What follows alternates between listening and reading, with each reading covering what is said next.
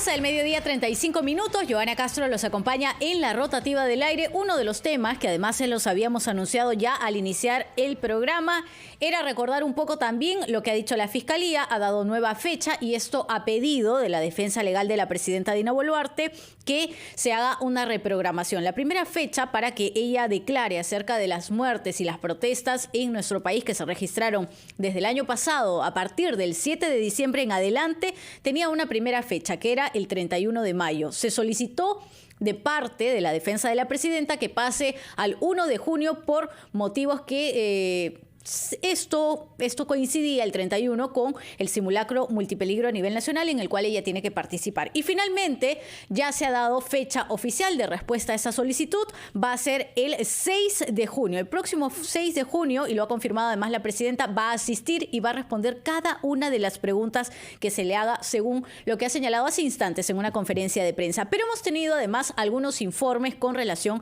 a las protestas. La Comisión Interamericana de Derechos Humanos, que ha hecho una serie de recomendaciones, más allá de un informe que supera las 100 páginas, y se suma ahora un informe de Amnistía Internacional que está asegurando que la policía peruana ha utilizado armas letales para controlar las protestas en el Perú. Conversamos de ello con Erika Guevara Rosas, directora de Amnistía Internacional para las Américas. Buenas tardes, bienvenida, gracias por su tiempo. Señora Guevara, ¿nos escucha? Ahora sí te escucho, Johanna. Se perdió un momento el audio. Muchas gracias por el espacio. Bienvenida. Lo que señala el informe, a manera de titular, decíamos esto, ¿no? Que está asegurando que la policía peruana ha utilizado armas letales para controlar las protestas. Pero además en sus redes sociales ustedes también han colgado un video que hace una especie de resumen con algunos testimonios. Y en los titulares que ponen en este video se resalta el hecho de una nueva o nuevas evidencias. ¿A qué se refieren o qué tipo de evidencias es lo que ustedes han encontrado? Bueno, Johanna, ya en el mes de febrero habíamos hecho una presentación de hallazgos iniciales de nuestra investigación de respuesta de crisis. Nuestro equipo especializado en respuesta de crisis continental se había desplegado ya por diferentes localidades de Perú y ya habíamos alertado de evidencias de que se cometían graves violaciones a los derechos humanos, que las fuerzas policiales y militares habían hecho uso excesivo de la fuerza. Pero al paso del tiempo y con todo el análisis de evidencia forense, balística, de información que gracias a procesos de información pública, de acceso a información pública, hemos podido recibir información por parte de las autoridades. ¿Y con qué autoridades? Presentando este informe. Sí. Este informe completo en donde establecemos que estas violaciones a los derechos humanos se constituyen en ejecuciones extrajudiciales, es decir, que se ha asesinado a personas con la intención de castigo, ¿verdad?, de castigar a quienes están manifestando. Y nos hemos reunido en esta ocasión con la fiscal nacional, a quien le hemos entregado nuestras preocupaciones y todo el informe, pero ya en febrero nos pudimos reunir con la presidenta Boluarte. Se han reunido con la fiscal de la Nación, con la presidenta Dina Boluarte, y usted menciona los equipos. ¿Cuántos equipos se desplegan, ¿no?, en nuestro país y con qué otras autoridades o representantes han podido conversar?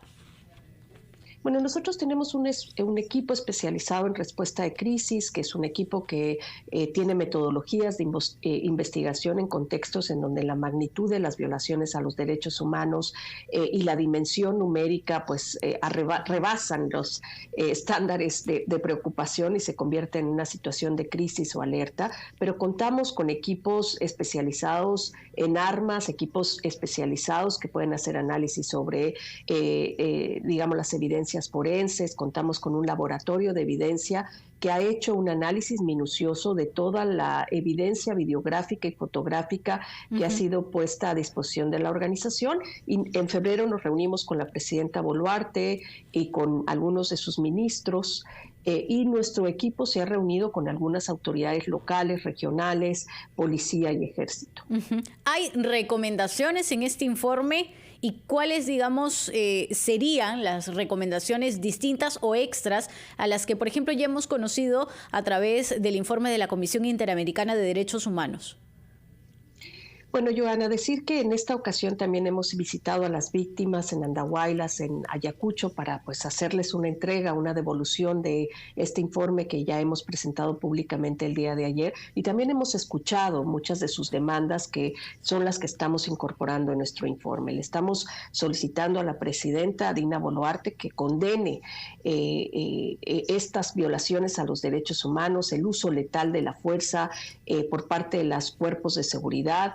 Le hemos solicitado a la presidenta Boluarte que garantice una reparación integral a las víctimas, que no solo es una compensación financiera, sino que se asegure el ejercicio fundamental de derechos a la educación, al trabajo, a una salud integral, apoyo psicológico, porque hemos visto el abandono de las víctimas y ese reclamo que están haciendo. Y por supuesto a la fiscal nacional, que tiene una enorme responsabilidad para asegurarse que no haya impunidad, que se realicen las investigaciones, que se permita la participación activa de las víctimas y sus familiares, y sobre todo que se garantice el debido proceso para que los perpetradores a todo nivel, incluidas las altas autoridades, sean llevadas ante la justicia. Y se ha tenido la oportunidad de ingresar, por ejemplo, ¿no?, a las carpetas de necropsia, a las carpetas además audiovisuales extras, más allá que la que podamos haber observado cualquier ciudadano o periodista en el ámbito de la información que se tiene hasta ahora. ¿Qué extra han podido conseguir ustedes?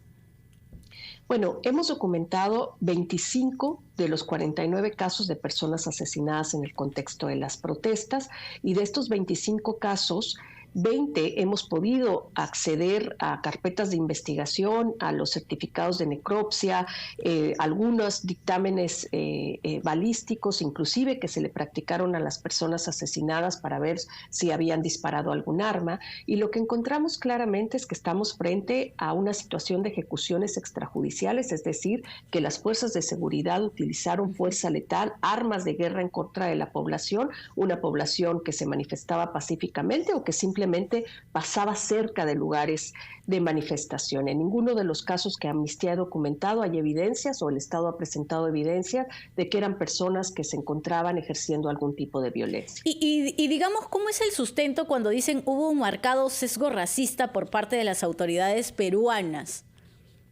Eso es muy importante, Joana. El título de nuestro informe es Racismo letal, ejecuciones extrajudiciales y uso ilegítimo de la fuerza.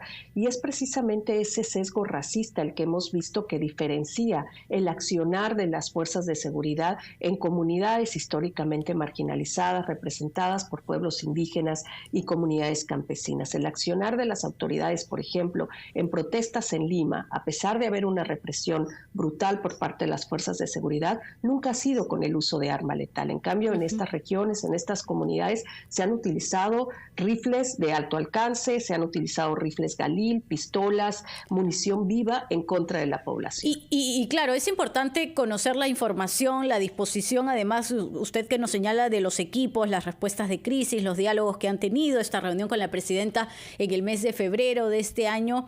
La solvencia económica de este informe, de este reporte, ¿cómo se asume? ¿Quién la asume?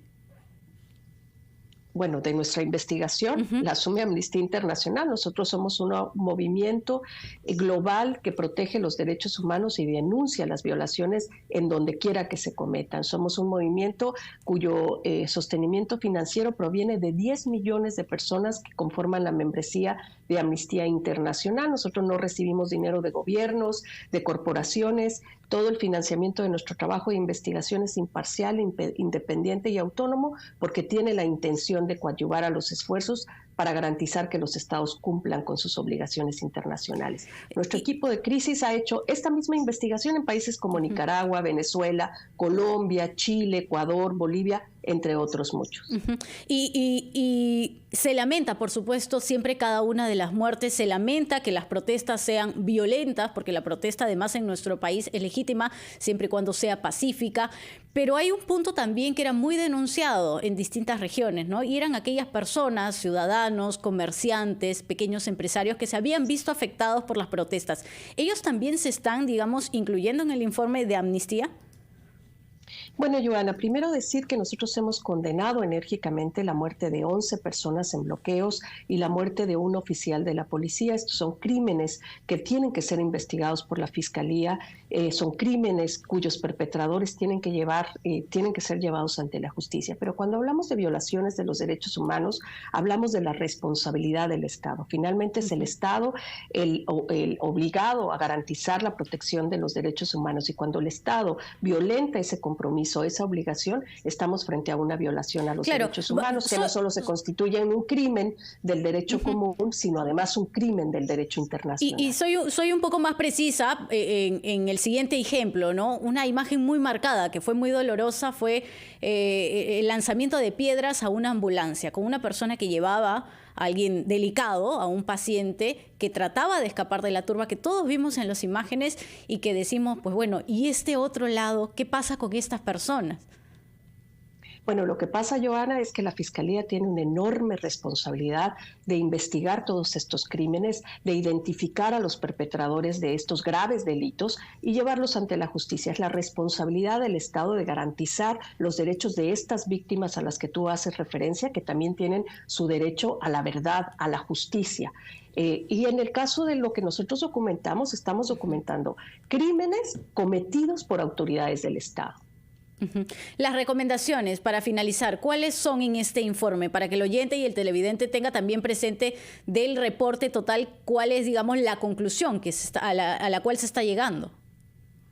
Bueno, el principal es que cese la represión estatal. Sabemos que se han anunciado nuevas protestas en algunas regiones en los días, en las semanas por venir, y es indispensable que haya una condena enérgica de las autoridades al más alto nivel ante cualquier acto de violencia estatal, garantizar que las personas puedan ejercer su derecho a manifestarse pacíficamente. Pero también hacemos una serie de recomendaciones a otras entidades del Estado, incluida la Fiscalía Nacional, para que se realicen estas investigaciones de manera expedita, imparcial, que se cuente con inclusive el apoyo técnico internacional de mecanismos como Naciones Unidas o la Comisión Interamericana de Derechos Humanos, para asegurarse que estos graves violaciones a los derechos humanos no queden en la impunidad. Perfecto. Muchas gracias por su tiempo. Erika Guevara, directora de Amnistía Internacional para las Américas, que ha estado con nosotros en la rotativa del aire, que cese sí la violencia, pero que tampoco se den más bloqueos de carreteras. Hemos visto cuánto daño se le ha hecho al país en general